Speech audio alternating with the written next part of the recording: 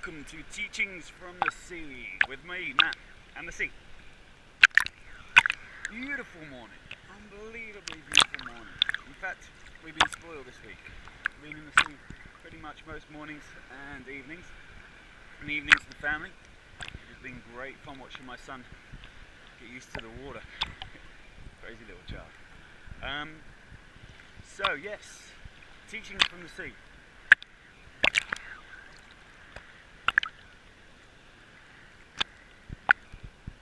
Pause just as I adjust. How not to offend people. Well, you can't not offend people. Someone's always going to get offended by what you do. I actually did a comment yesterday on somebody else's post, whereby which most of what the guy stands for, I totally dig. All about rewilding, getting out there, foraging, gathering, but he does also the hunting side of things as well.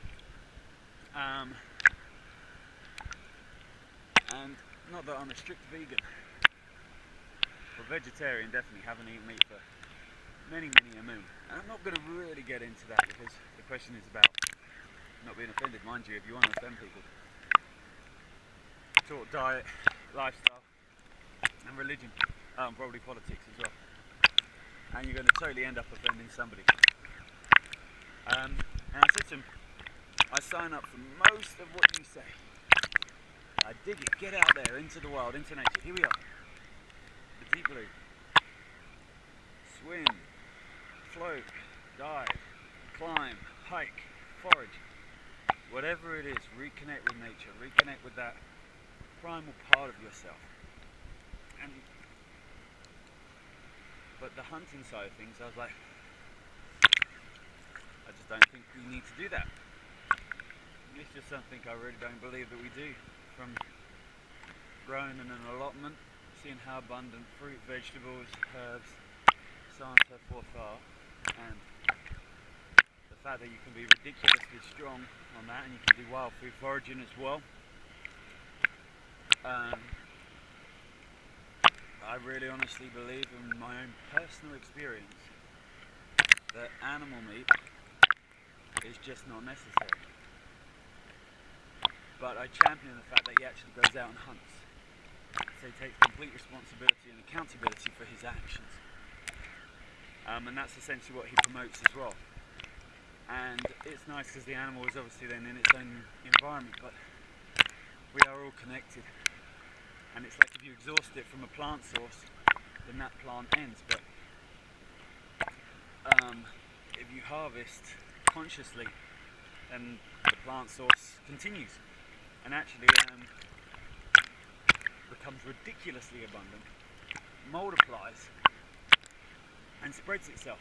Herbs, especially, are really hardy. Weeds, ridiculous. You pick one, dandelion, and it's almost like a couple of hundred spring up in its defence.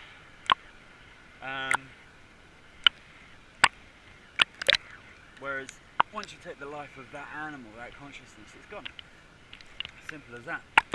But don't get me wrong, this is where it becomes very interesting. Because here we are in nature, in the wild, is there are natural predators, natural carnivores. There are animals. They won't think about it, they just go for it. Boom. You're on the menu. Take what you will. And that does absolutely exist. Are they a lower form of consciousness? I don't know. Some of the wisest beings I've come across, if you like, or sentient beings, whatever, are animals. They're so wise. They are so in tune with the now, with the present. They're so caring as well. I mean, my dog is an unbelievable healer. Despite the fact that we've fallen out on many occasions over his puppy year antics. And yet he still heals. He still, that big tongue comes out, whoosh, and it's just that. So anyway, coming back to the point, before I lose track completely, as I float here in the sea and just want to let myself wander, is you're going to offend people when you're true to yourself. Some sometimes not intentionally, and most of the time not intentionally. But you've got to remain true to what you feel. So the guy had great reasons for why he does what he does.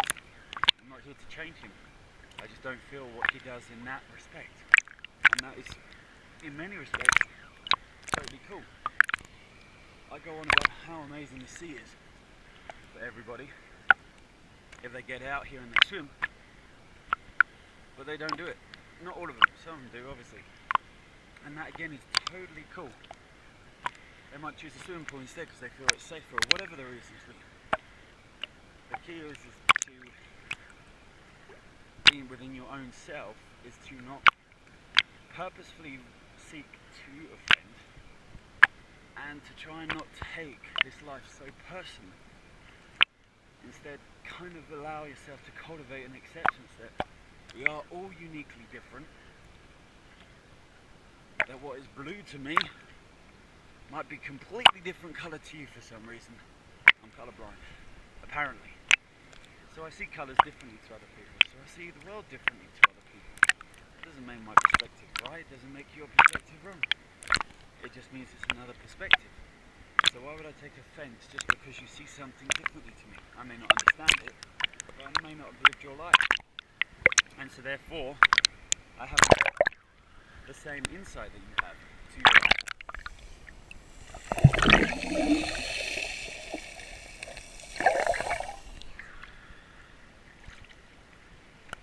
There are reasons and rhymes as to why you do the things that you do.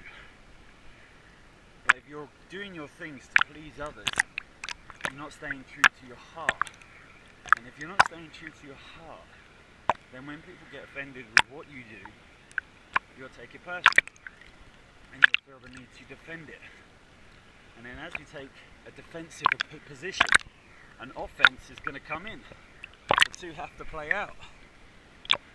Whereas if you're true to your heart, there's just this feeling, and it might not even make sense to you while you're doing it, but you just feel it. It's like, I have to be in the sea and talk about this stuff. Why? I absolutely do not have really much idea. I'm not quite sure why the thought and the idea came to me. Not quite sure why the action then was followed through. Not 100%. I have my ideas about why it happened, but absolute sure clarity about that, absolutely not. Am I offended by not being sure? No. Because part of life, for me personally anyway, is a great mystery. It's completely unknown to me. And I like that. I really do. I really like the fact that there's so much of life that I have absolutely no bloody idea about whatsoever. And it's an interesting phenomenon because the more I accept that absolute lack of understanding and knowing, the more I actually attempt to grasp it. Not attempt to grasp it, but actually grasp it. And find myself fully immersed in its unfolding. And what I have found is that the more you come from your heart space, first you've got to feel your heart space, not just thinking, not the concept of what your heart space is, but the actual feeling of it.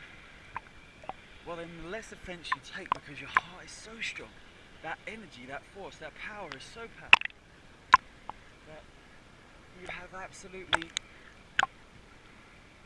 I don't know, it's almost like a defence system, not a defence system, a shield, which could obviously be considered to be a defence, but it's a shield of energy, whereby which it just kind of deflects whatever that conflicting view, opinion, feeling, emotion, thought, etc, etc, etc is, and sends it away. And so when you dive into the sea, connect with nature, and really immerse yourself into it, it's much harder to be offended by things and take things personally. But like I said right at the beginning, you will still find yourself being offended and taking things personally. But what you find yourself doing is you don't get so caught up in the emotional game, and it doesn't drag for so long, and it doesn't turn into something nasty and violent. Instead it's just like, you know what, there's something about what you're doing that just offends me, it upsets me. And you kind of go, oh yeah, it does, doesn't it? Yeah, okay. Noted that feeling, accepted it, it's okay. I've moved on. I've moved on. I've let it go. And then the next minute you find yourself floating in the sea, having a great bloody time, and feeling awesome. I mean, what's not to feel awesome about? Look at that sun come down on the sea. And then there's other people swimming and bobbing around. Clouds are out, look at that carpet sky.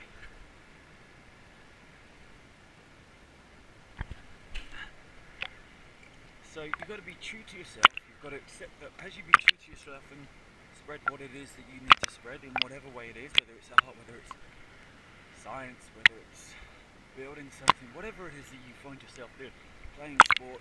We're going to explore competition next time out at the sea. Do it from your heart. Accept that it's going to upset a few people along the way, maybe many people. My wife is a great example of this. She just manages to offend without even trying. It's a gift, I'm telling you, it's an absolute gift. But because of that gift, she's also got to really build up that shield real strong. Jump in the sea, clean it off, work from the heart, all that jazz. And so, yeah, that is my attempt, my explanation anyway, of offending people. We can't not offend people, it's just part of life. But what we can do is not dwell on the offence given or the offence taken. And we can come from a greater place of understanding and compassion so that we can move on. Okay, on that one, peace out. Oh, remember to ask your questions, and then as I bob around in the sea and my mind wanders throughout the vast ocean, I will attempt to cover the topic at hand. And thank you again for your questions, and thank you again for tuning in. And yeah, so questions asked, comments given. Let's offend each other. Have a great day.